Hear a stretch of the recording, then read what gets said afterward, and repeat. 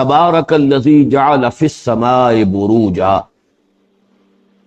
بڑی بابرکت ہے وہ ہستی جس نے آسمان میں برج بنائے، وجعل فیہا سراجا وقمرا منیرا، اور رکھ دیا اس میں ایک چراغ اور ایک چاند روشن، وَهُوَ الَّذِي جَعَلَ اللَّيْلَ وَالنَّهَارَ خِلْفَةً، اور وہی ہے کہ جس نے بنا دیا رات کو اور دن کو ایک دوسرے کے تعاقب میں، لگا دیا رات اور دن کو ایک دوسرے کے پیچھے، لمن اراد ان یذکر، ہر اس شخص کے لیے جو چاہے نصیحت اخذ کرنا، یاد دہانی حاصل کرنا، او اراد شکورا، یا چاہے احسان مند ہونا۔ وعباد الرحمن الذین یمشون علی الارض ہونا، اور رحمان کے بندے، رحمان کے محبوب بندے، پسندیدہ بندے تو وہ ہیں جو چلتے ہیں زمین پر آہستگی سے، نرم روی سے۔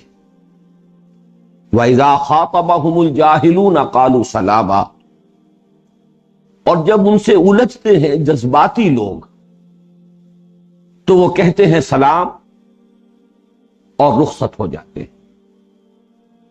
وَالَّذِينَ يَبِيتُونَ لِرَبِّهِمْ سُجَّدًا وَقِيَامًا، اور وہ لوگ کہ جو رات بسر کرتے ہیں اپنے رب کے حضور میں سجدہ کرتے ہوئے اور کھڑے رہ کر۔ وَالَّذِينَ يَقُولُونَ رَبَّنَا اصْرِفْ عَنَّا عَذَابَ جَهَنَّمَ، اور وہ لوگ جو کہتے ہیں کہ اے رب ہمارے دور کر دے ہم سے، پھیر دے ہم سے جہنم کے عذاب کو، ان عذابہا کان غراما، یقیناً اس کا عذاب چمٹ جانے والی شے ہے، لاگو ہو جانے والی شے۔ انہا ساءت مستقرا و مقاما، یقیناً وہ بہت ہی بری جگہ ہے، مستقل جائے قرار ہونے کے اعتبار سے بھی اور عارضی قیامگاہ ہونے کے اعتبار سے۔ والذین اذا انفقوا لم یسرفوا ولم یقتروا وکان بین ذلک قواما، اور وہ کہ جب خرچ کرتے ہیں تو نہ حد سے تجاوز کرتے ہیں، نہ فضول خرچی کرتے ہیں، اور نہ ہی کمی کرتے ہیں، نہ ہی بخل سے کام لیتے ہیں، بلکہ ہوتا ہے ان کا رویہ اس کے بین بین، اس کے مابین، اس کے درمیان۔ والذین لا یدعون مع اللہ الہا آخر، اور وہ لوگ کہ جو نہیں پکارتے اللہ کے ساتھ کسی اور معبود کو۔ ولا یقتلون النفس التی حرم اللہ الا بالحق، اور نہیں قتل کرتے کسی جان کو جسے اللہ نے محترم قرار دیا ہے مگر حق کے ساتھ۔ ولا یزنون، اور نہ ہی وہ زنا کرتے۔ ومن یفعل ذلک یلقى اثاما، اور جو کوئی کرے گا یہ کام پہنچ کر رہے گا اس کی پاداش کو۔ یضاعف له العذاب یوم القیامہ، دگنا کیا جائے گا اس کے لیے عذاب قیامت کے دن۔ وَيَخْلُدْ فِيهِ مُهَانًا، اور رہے گا وہ اس میں ہمیشہ ہمیش ذلیل اور خوار ہو کر۔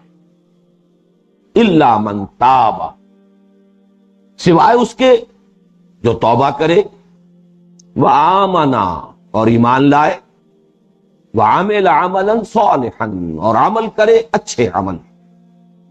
فَأُولَٰئِكَ يُبَدِّلُ اللَّهُ سَيِّئَاتِهِمْ حَسَنَاتٍ، تو یہ وہ لوگ ہیں کہ تبدیل کر دے گا اللہ ان کی برائیوں کو بھلائیوں سے۔ وَكَانَ اللَّهُ غَفُورًا رَحِيمًا، اور اللہ تو ہے ہی بخشنے والا، رحم فرمانے والا۔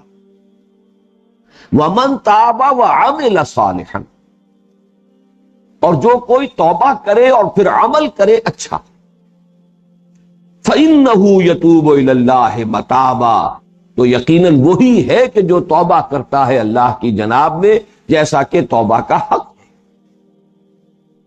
وَالَّذِينَ لَا يَشْهَدُونَ الزُّورَ، اور وہ لوگ جو جھوٹ پر موجودگی بھی گوارا نہیں کرتے۔ وَإِذَا مَرُّوا بِاللَّغْوِ مَرُّوا كِرَامًا، اور جب ان کا گزر ہو جائے کسی لغو شے پر تو وہاں سے گزر جاتے ہیں باعزت طور پر اپنے دامن کو بچاتے ہوئے.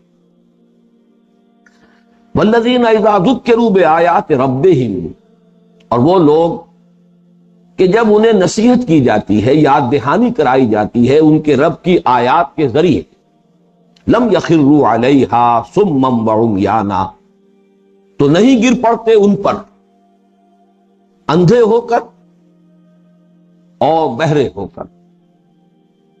والذین یقولون ربنا ھب لنا من ازواجنا وذریاتنا قرۃ اعین، اور وہ لوگ جو کہتے ہیں اے رب ہمارے عطا فرما ہمیں ہماری بیویوں سے اور ہماری اولاد سے آنکھوں کی ٹھنڈک، وجعلنا للمتقین اماما، اور بنا دے ہمیں متقیوں کے آگے چلنے والا، متقیوں کا پیش رو. اولئک یجزون الغرفۃ بما صبروا، یہ ہیں وہ لوگ کہ جن کو بدلے میں ملے گا بالا خانہ ان کے صبر کے سبب، ان کے صبر کے طفیل، اس کے طفیل کہ انہوں نے صبر کیا. وَيُلَقَّوْنَ فِيهَا تَحِيَّةً وَسَلَامًا، اور ان کا استقبال کیا جائے گا اس میں دعاؤں کے ساتھ اور سلام کے ساتھ. خالدین فیہا، رہیں گے وہ اس میں ہمیشہ ہمیش. حسنت مستقرا ومقاما، بہت ہی عمدہ جگہ ہے وہ، مستقل جائے قرار کے طور پر بھی اور عارضی قیام گاہ کے اعتبار سے بھی. قل، اے نبی کہہ دیجئے، ما یعبأ بکم ربی، میرے رب کو تمہاری کوئی پرواہ نہیں ہے.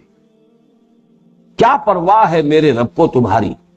لولا دعاؤکم، اگر نہ ہوتا تمہارا پکارنا یا تمہیں پکارنا.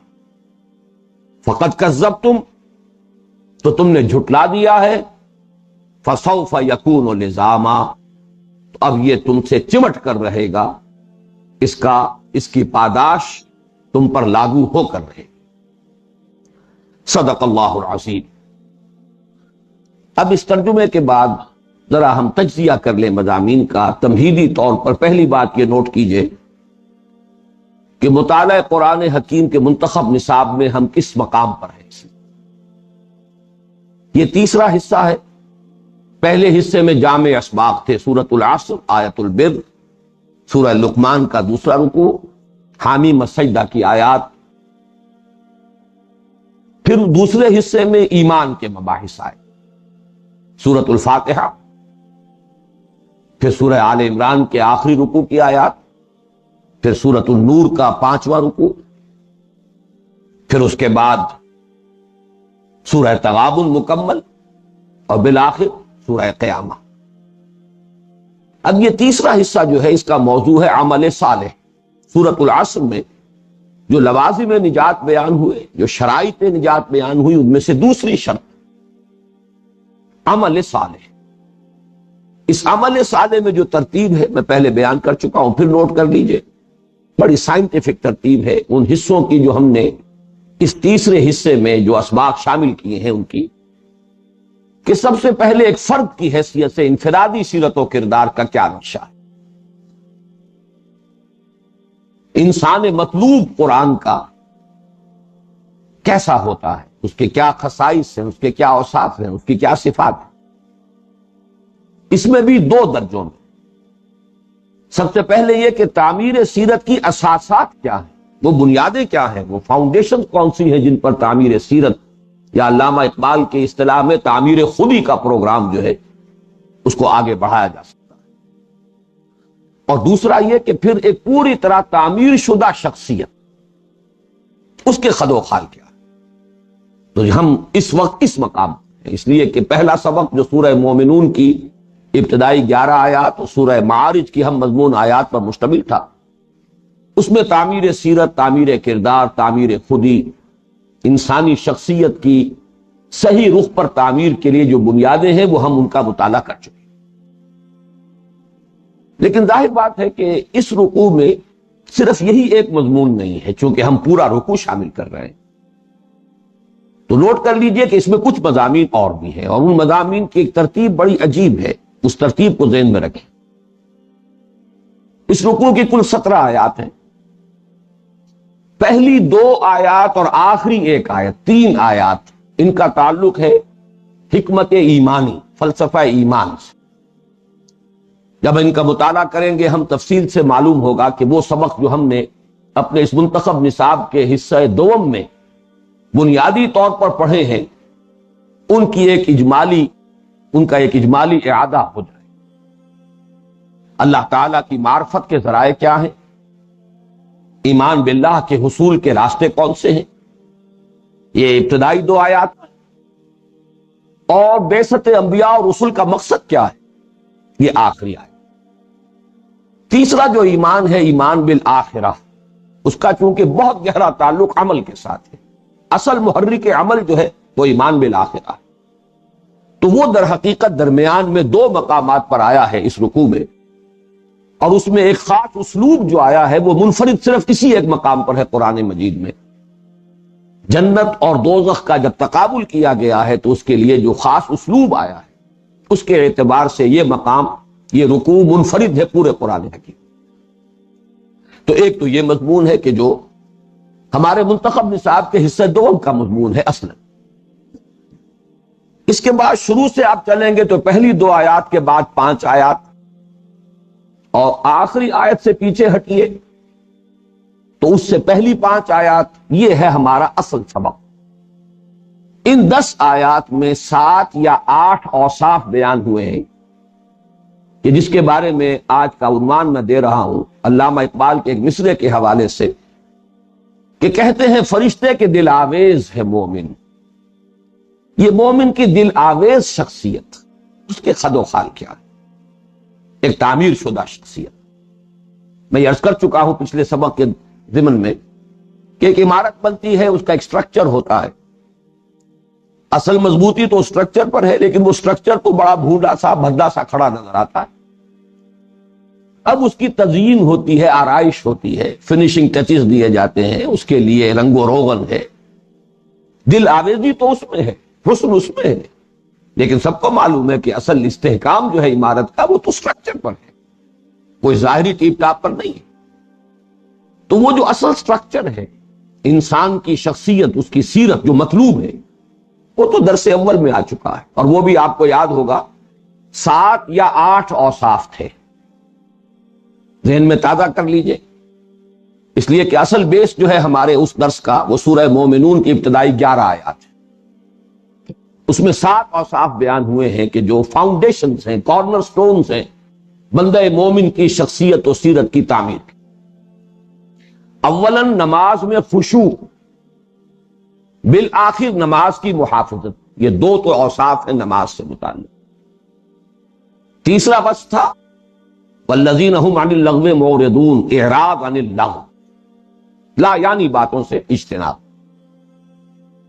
چوتھا وصف تھا والذین هم للزکاۃ فاعلون، تزکیہ نفس کے لیے مسلسل کوشاں رہنا، اور خاص طور پر اپنا مال خرچ کرنا اس کے لیے۔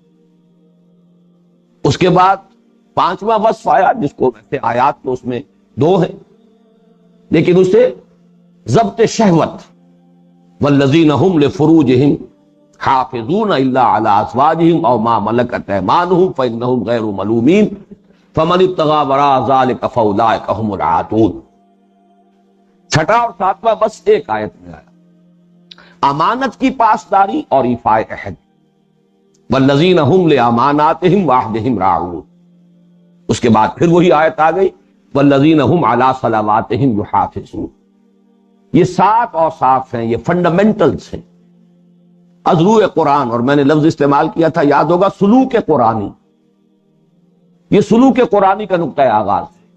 تعمیر سیرت کا جو پروگرام قرآن دیتا ہے اس کے یہ اس کے کارنر سٹونز ہیں، اس کے فنڈامنٹلز ہیں۔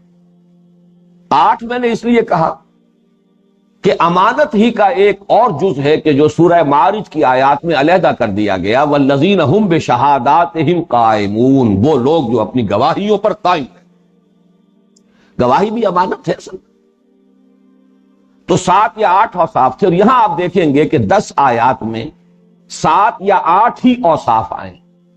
یہ میں بعد میں جب ہم لفظ بلفظ مطالعہ کریں گے تفصیلاً تو اس کی وضاحت کر دوں گا، لیکن میں ابھی تجزیہ کر رہا تھا اس رکوع کی 17 آیات کا۔ پہلی 2 آیات، آخری 1 آیت، اس کا تعلق ہے فلسفہ ایمان سے، حکمت ایمانی۔ ادھر سے 5 ادھر سے 5، 10 آیات یہ ہے ہمارا اصل سبق اس منتخب نصاب میں جو ترتیب مضامین ہے اس کے اعتبار سے، کہ وہ دل آویزی جو ہے مومن کی شخصیت کی، اس کے نمایاں خصائص، اس کی خصوصیات، اس کی علامات، اس کے اوصاف کیا ہے۔ اب بالکل درمیان میں آ جائیے، 4 آیات ہیں، جیسے حدیث میں ایک لفظ آتا ہے جوف اللیل، رات کا پیٹ، رات کی نماز جو ہے تہجد، وہ جوف اللیل، رات کا پیٹ، درمیانی حصہ۔ یہ نہیں کہ فجر سے پہلے متصلاً تھوڑی دیر قبل اٹھ کھڑے ہوئے اور چند نوافل پڑھ لیے، یہ تو فجر کا ضمیمہ آپ نے بنا لیا، مقدمہ فجر ہے یہ تہجد نہیں ہے، وہ جوف اللیل میں ہوتی ہے۔ اسی طرح اس رکوع کا جوف ہے درمیانی 4 آیات، اور یہ فلسفہ دین کا بہت اہم اور بنیادی مضمون ہے۔ لیکن یہاں میں نے 2 الفاظ استعمال کیے ہیں، حکمت و فلسفہ ایمان اور حکمت و فلسفہ دین، ان میں فرق ہے۔ دین ایک پورا نظام زندگی ہے، اس کی جڑ ہے ایمان، اس کی فکری بنیاد ہے ایمان۔ اس ایمان کی بنیاد پر ایک پورا نظام زندگی وجود میں آتا ہے، ایک معاشرت، ایک معیشت، ایک سیاست، انفرادی شخصیت۔ اس اعتبار سے خاص طور پر جو اجتماعیات انسانیہ ہیں، اسلام کا نظام معاشرت، اسلام کا نظام معیشت، اسلام کا نظام سیاست، اس میں سے بالخصوص چونکہ بنیادی شے ہے نظام معاشرت، اس نظام معاشرت کے جو فنڈامنٹلز ہیں، جو اصول ہیں، جو فلسفہ ہے، وہ درمیانی ان 4 آیات میں، اور اس کے ساتھ ہی قرآن مجید کے فلسفہ حکمت کا ایک اہم موضوع ہے توبہ، توبہ کی حقیقت، توبہ کی شرائط، توبہ کی عظمت، توبہ کا مقام۔ یہ در حقیقت قرآن کے فلسفہ اخلاق کا بہت اہم موضوع۔ تو یہ ترتیب ہے، درمیان میں 4 آیات جن کا تعلق دین کے نظام سے ہے، فلسفہ دین سے، انتہا پر ایمان کا فلسفہ حکمت ایمانی۔ درمیان میں 5 جمع 5 10 آیات ہیں جو اصل میں ہمارے اس منتخب نصاب میں جو ترتیب مضامین چل رہی ہے اس کے اعتبار سے وہ ہمارے اس سبق سے متعلق ہے۔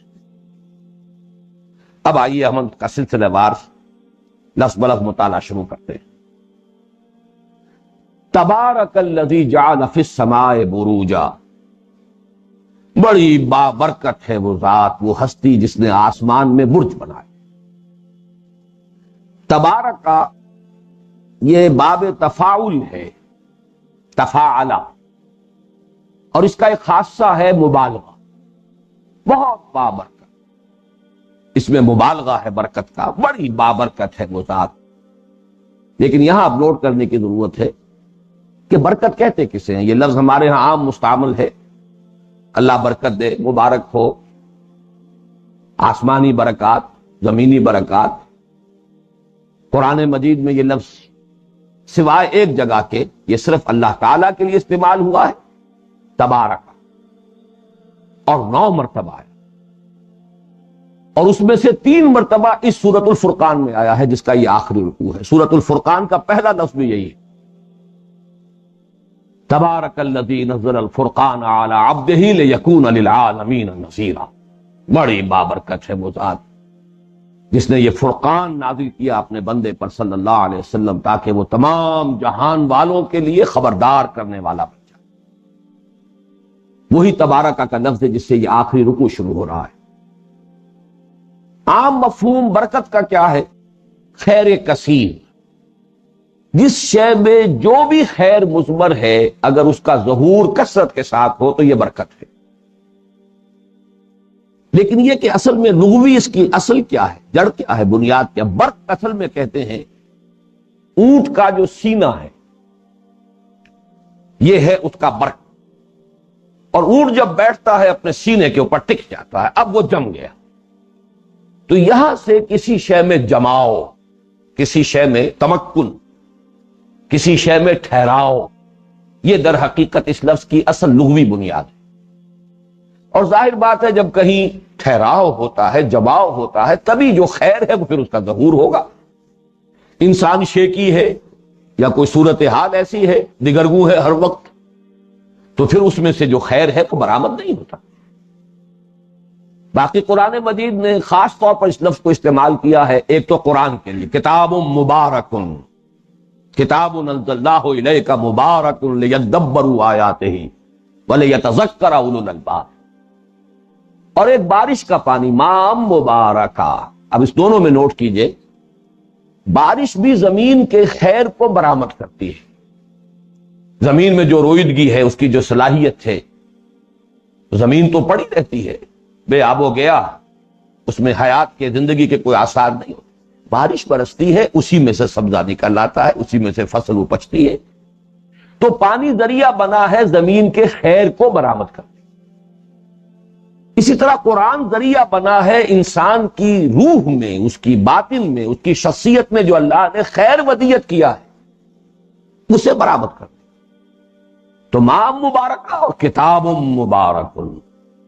باقی تبارکہ اس شکل میں یہ لفظ جیسا کہ میں نے عرض کیا ہے، اگرچہ ایک شخصیت بھی ایسی ہے جس کے لیے مبارک کا لفظ قرآن میں آیا، وہ حضرت مسیح کی ہے۔ وَجَعَلَنِي مُبَارَكًا أَيْنَمَا كُنتُ وَأَوْصَانِي بِالصَّلَاةِ وَالزَّكَاةِ مَا دُمْتُ حَيًّا۔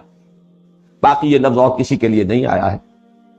تبارکہ یا اللہ کے لیے، یا یہ لفظ ماء مبارک، اور یا یہ کتاب مبارک ہے قرآن حکیم۔ تبارک الذی، بڑی بابرکت ہے وہ ذات، یعنی اب اس رکوع کے حوالے سے سمجھیے، انسان میں جو خیر اللہ نے رکھا ہوا ہے، اس کے برآمد ہونے کا، نشو و نما پانے کا ذریعہ یہی ہے کہ اللہ کی معرفت انسان کو حاصل ہو جائے۔ مفہوم کے اعتبار سے بات وہیں پہنچ گئی، اللہ نور السماوات والارض، آسمان اور زمین کا نور اللہ ہے۔ جو حقائق ہیں یہاں کے، ان تک رسائی حاصل ہو ہی نہیں سکتی جب تک کہ انسان کو پہلے اللہ کی معرفت حاصل نہ ہو جائے۔ اللہ کی معرفت، اللہ کا ایمان حاصل ہوگا تو کنجی ہاتھ میں آ گئی ہے، اب یہ گتھی سلجھتی چلی جائے۔ لیکن یہاں سے محرومی ہے، تو پھر یہ کہ اس کو کہ کسلک شد و شاید بحکمتی معمارہ، فلسفہ جو ہے اس گتھی کو سلجھا نہیں سکتا۔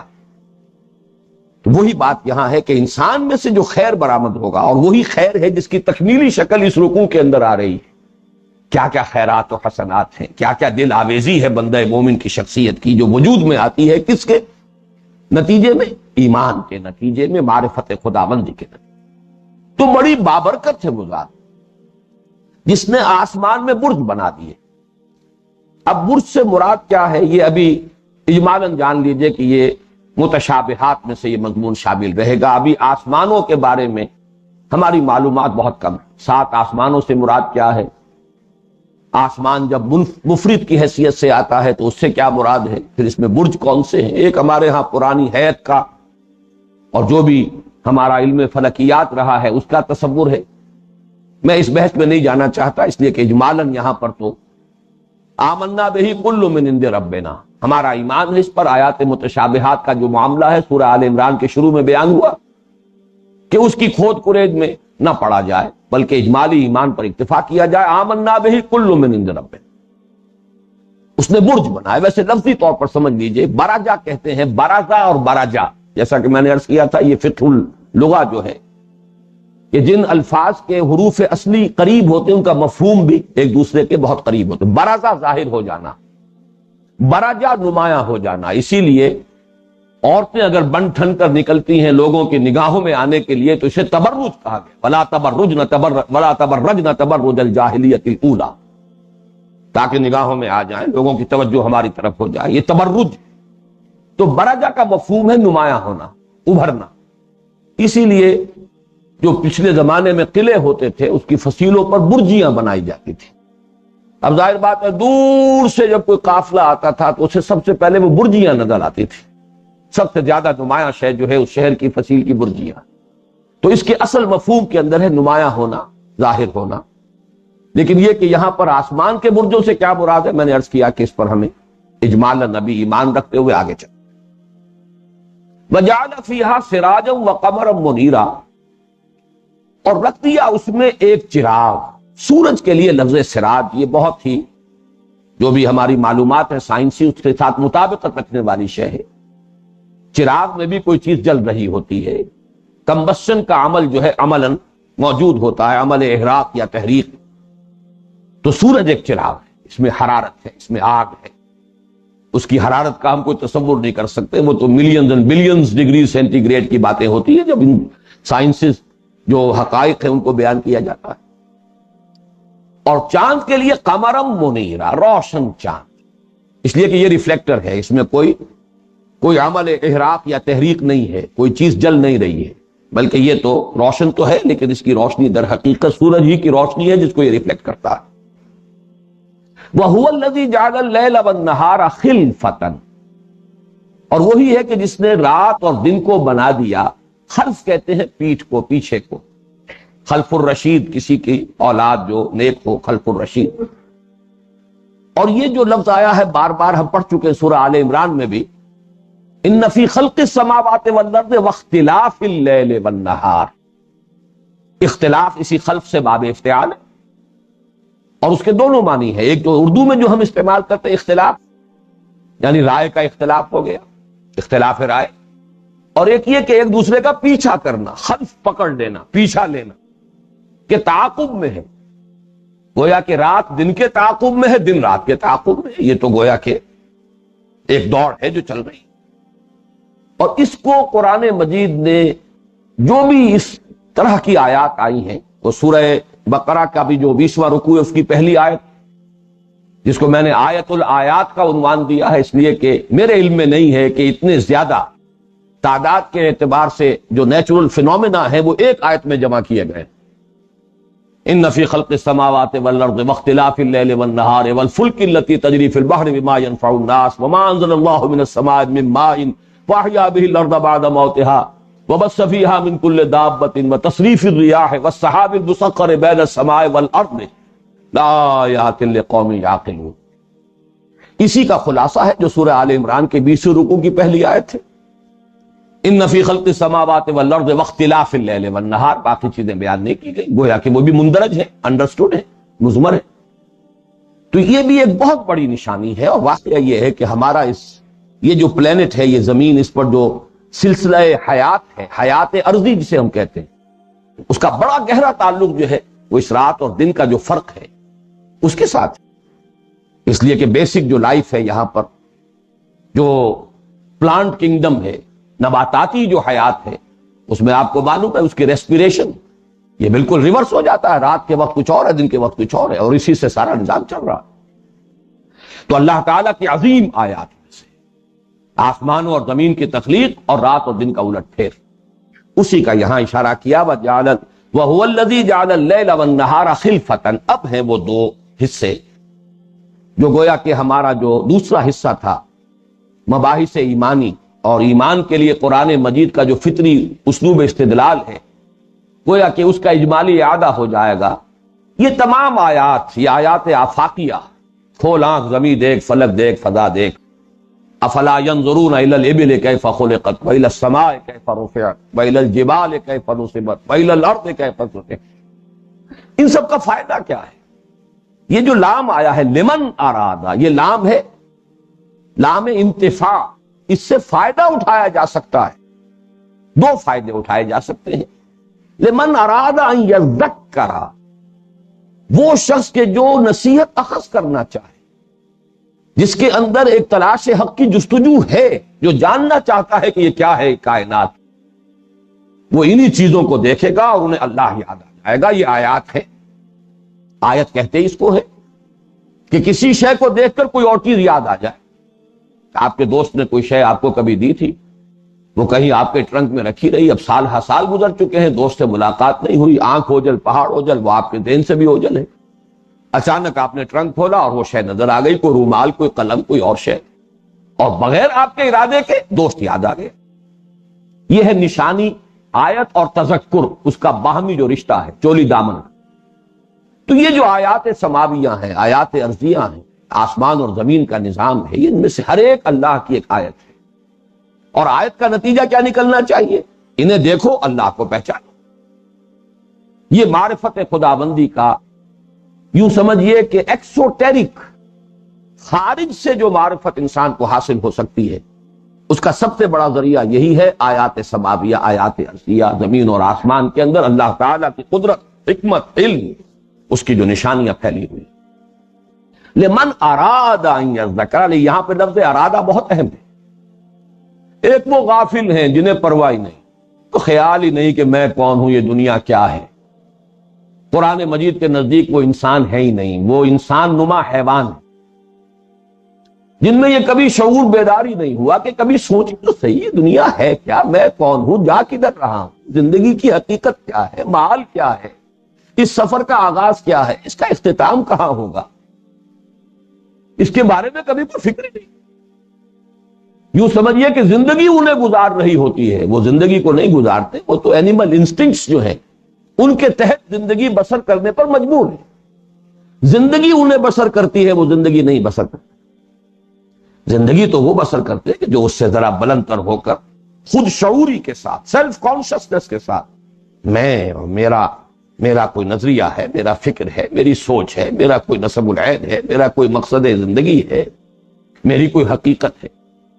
تو یہ ارادہ، جن لوگوں میں یہ کیفیت پیدا ہو گئی ہو تو ان کے لیے پھر یہ ذرہ ذرہ جو ہے برگ درختان سبز در نظر ہوشیار، یہ ہوشیار نظر ہو تب، ہر ورق دفتر اسد معرفت کردگار، تو ایک ایک پتا جو ہے ان درختوں کا وہ اللہ تعالیٰ کی معرفت کا ایک بڑا دفتر۔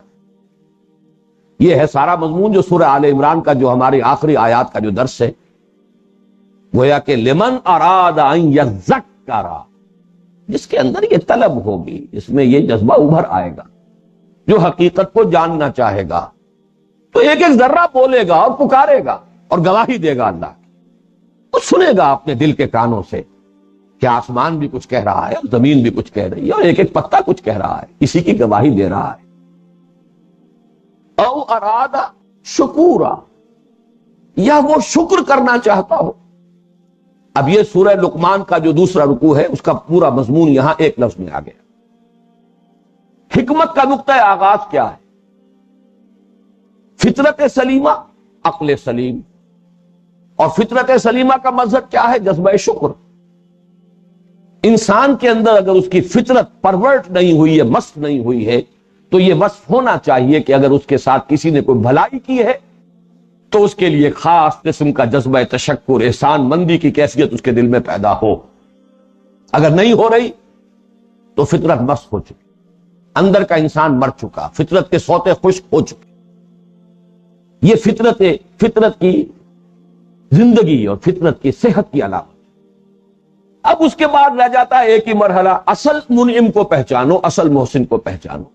تمہارے منعم اور محسن تمہارے والدین بھی ہیں، تمہاری قوم بھی ہے، یہ سورج بھی ہے جس سے تمہاری فصلیں پک رہی ہیں، یہ ہوائیں بھی ہیں جو بادلوں کو لے کر آتی ہیں، بارش برستی ہے، پوری کائنات ہے۔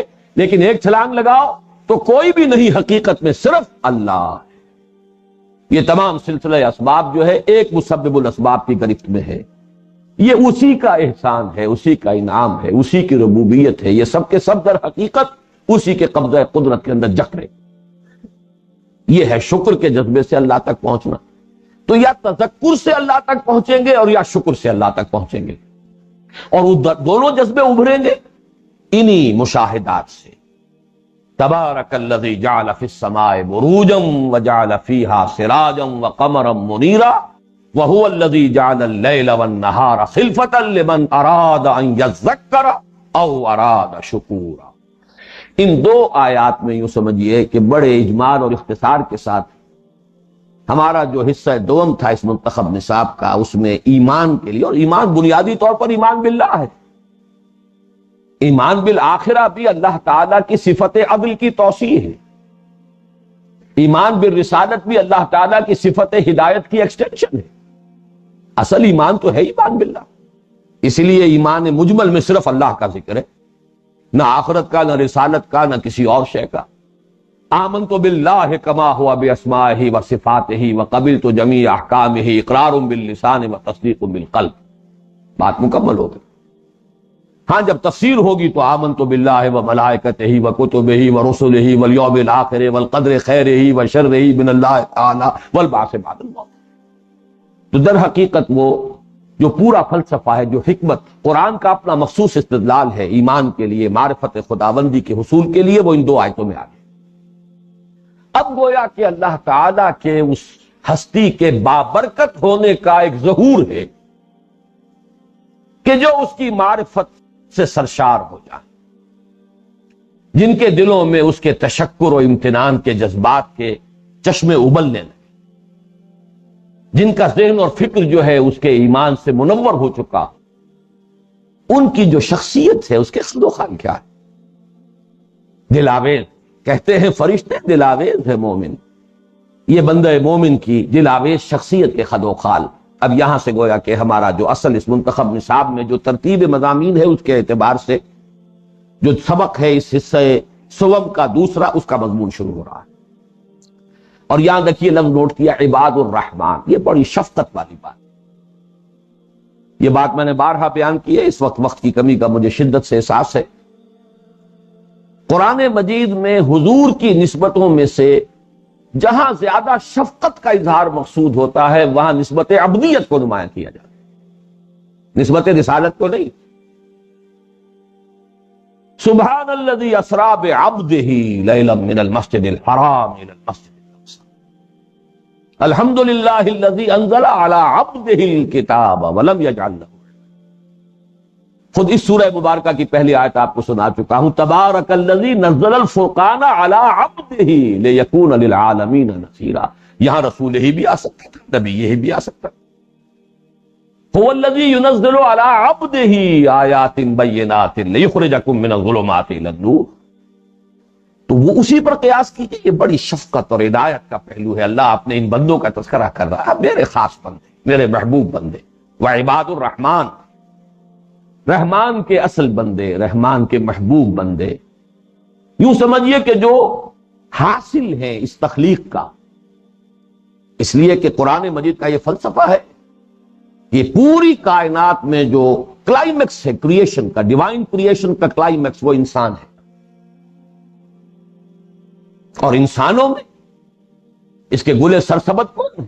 جو اللہ کی معرفت سے جن کے قلوب و اذہان منور ہوں، جو اس کے بندے بندے، وہی تو اصل انسان ہے۔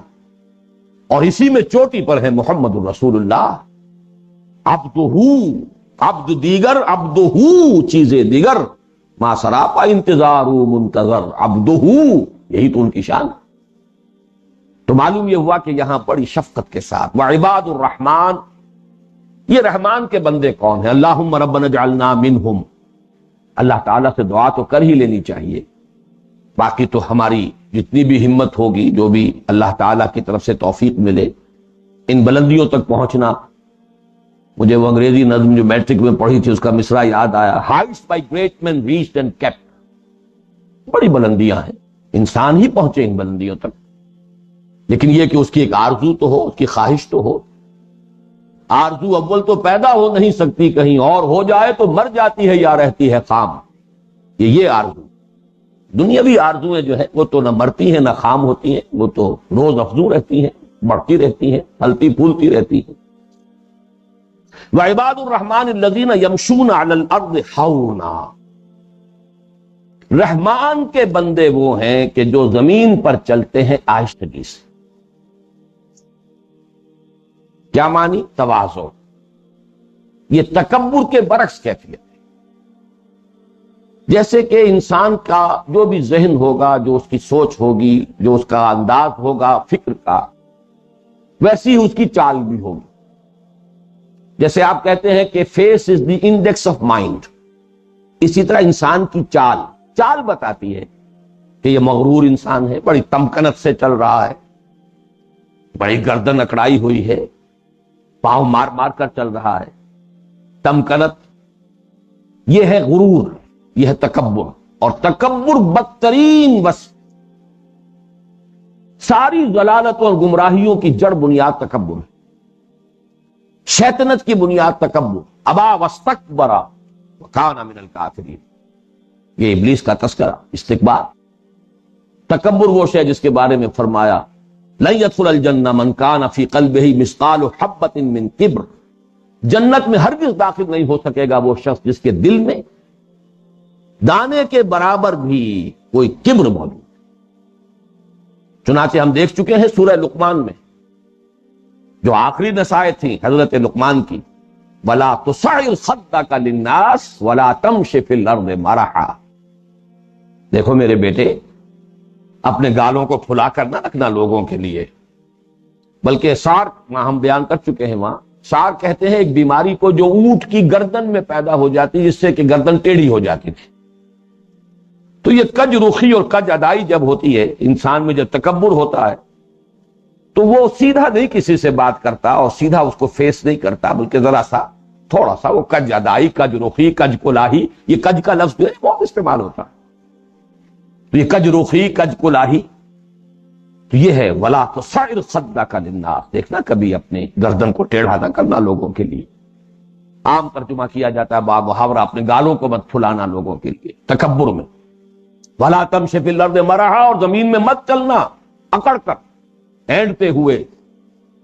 یہی بات جو ہے اب اگلا سبق جو آئے گا اگلے سے اگلا، پہلا سبق تو سورہ تحریم کا ہے، اس کے بعد پھر یہ کہ سورہ بنی اسرائیل کا تیسرا اور چوتھا رکو، اس میں آئے گا وَلَا تَمْشِ فِي الْأَرْضِ مَرَحًا إِنَّكَ لَن تَخْرِقَ الْأَرْضَ وَلَن تَبْلُغَ الْجِبَالَ طُولًا، اور دیکھنا زمین میں اکڑ کر مت چلو، چلو زمین میں اکڑ کر، تم کتنی ہی اپنی گردن اونچی کر لو اور کتنا ہی اور اوپر ترا چڑھا لو، ہمارے پہاڑوں تک نہیں پہنچ سکو گے، اور کتنا ہی زمین میں پاؤں اکڑا کر اور مار مار کر چلو، ہماری زمین کو پھاڑ نہیں سکو۔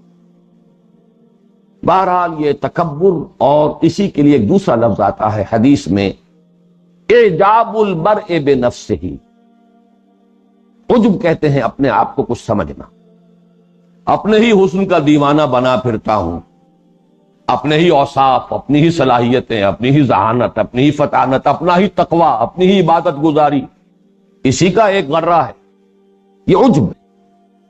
اور اس عجب کے اندر بھی سب سے خوفناک عجب ہوتا ہے رائے پر عجب، اعجاب کل ذی رائے برائیہ، اور یہ اجتماعی زندگی کے لیے یہ در حقیقت گھن کی طرح اس کو کھا دینے والی چیز ہے۔ ہر صاحب رائے اپنی ہی رائے کا جو ہے وہ پروانہ وار طواف کر رہا ہے، اپنی ہی رائے کا، اسی کے گرد گھوم رہا ہے، ظاہر بات ہے کہ پھر اجتماعیت تو نہیں رہ سکتی، وہاں تو کوئی نہ کوئی کثر و انکسار ہوگا، تبھی اجتماعیت قائم ہوگی۔ اسی لیے حدیث جو ہے جس کے یہ الفاظ آئے ہیں اس میں فرمایا گیا ہے کہ ثلاث منجیات و ثلاث مہلکات، تین چیزیں ہیں نجات دینے والی، تین چیزیں ہلاک کرنے والی۔